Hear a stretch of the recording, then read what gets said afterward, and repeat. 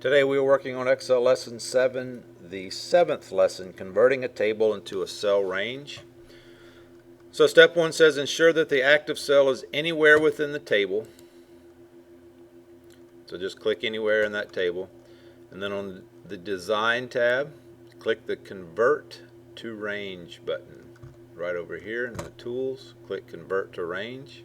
And then click Yes. The worksheet does not appear any different except the Table Tools Design tab no longer appears up here. You see that there's no Design tab. The worksheet, click the drop down button on the right side of the name box to display the list of any range names in the worksheet. This indicates that the Convert to Range tool simply converts the data to a set of rows and columns with data. If you want to create range names, you have to add them manually. So now there's nothing there. It's just nothing, nothing, nothing. Mark is answered. Submit.